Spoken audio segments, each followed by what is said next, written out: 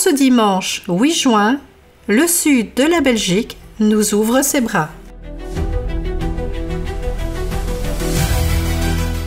Mais le soleil, lui, s'est fait un peu désirer. Fraîcheur, nuages et quelques gouttes au programme du matin, mais rien qui arrête Liberty. C'est chez Yannick et Ariane qu'on s'est tous retrouvés. Accueil chaleureux, café fumant, croissant croustillant et premier rire.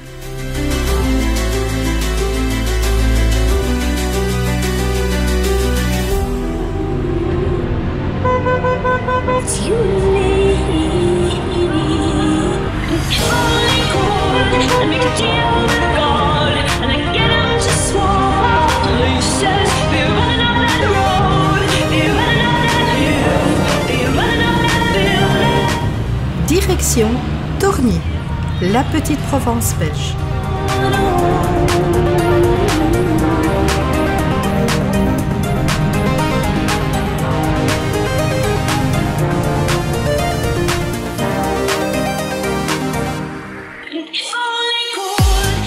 Le sud? Oui, mais pas tout de suite. Le matin est frais, le ciel timide, quelques gouttes nous taquinent, mais Liberty tient bon.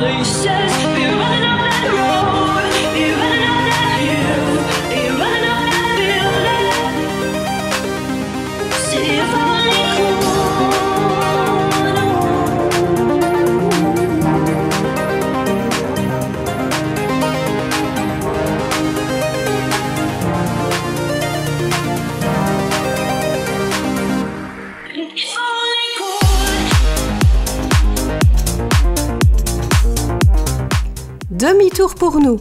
Hugues a eu un coup de pompe, littéralement. Plus une goutte d'essence dans le réservoir.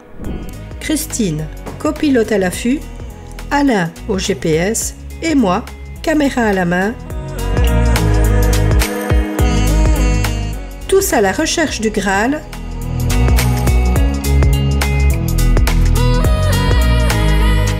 Une station-service.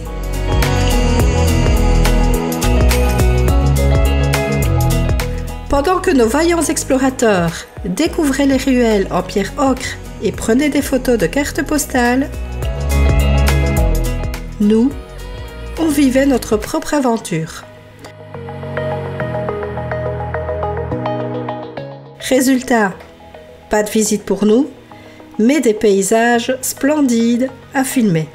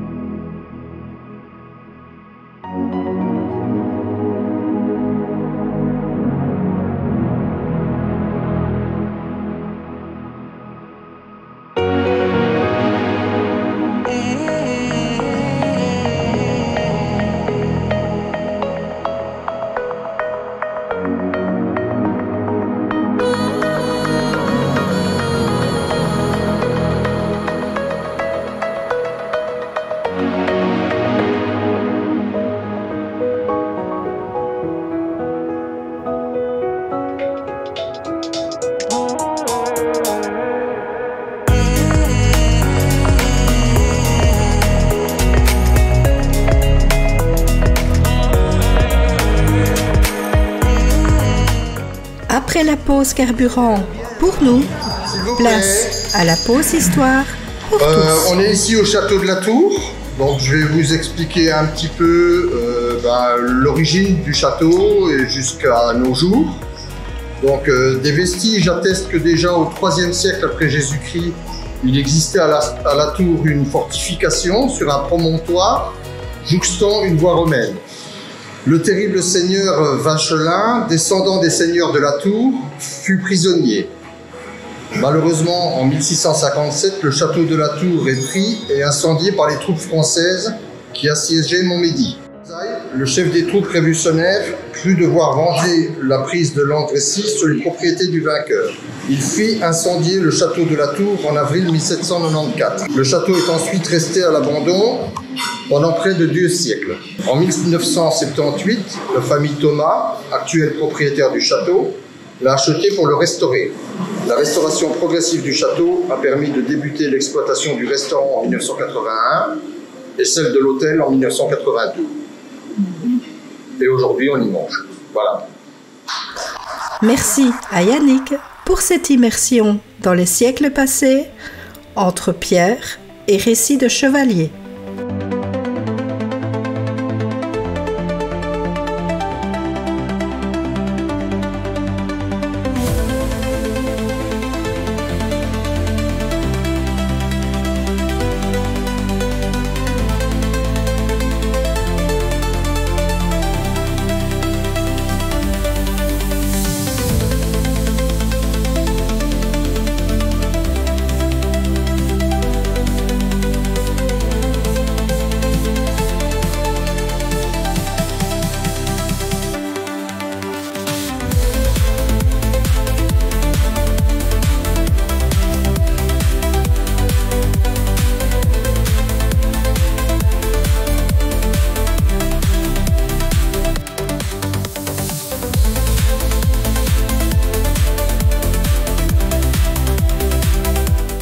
Après le festin médiéval, direction un lieu plus spirituel. Bienvenue à l'abbaye d'Orval, joyau cistercien, niché entre pierre et silence. Mais pas de panique, on n'a pas dû faire vœu de silence. Notre guide du jour était tout aussi passionnant que sympathique.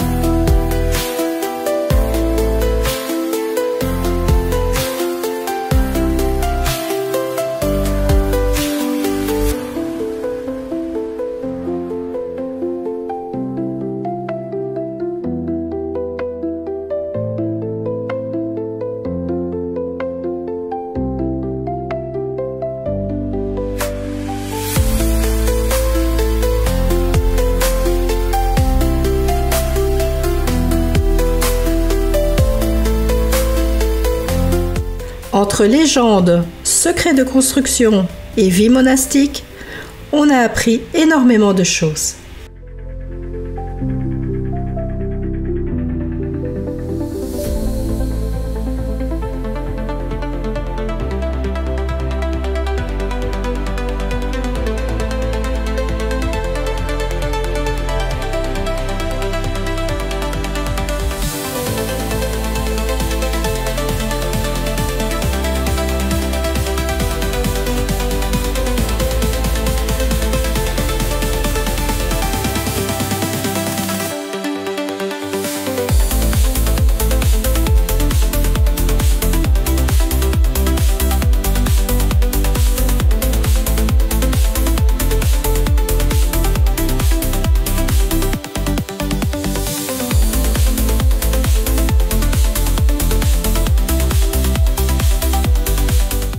Une journée pleine de charme, de route et d'histoire.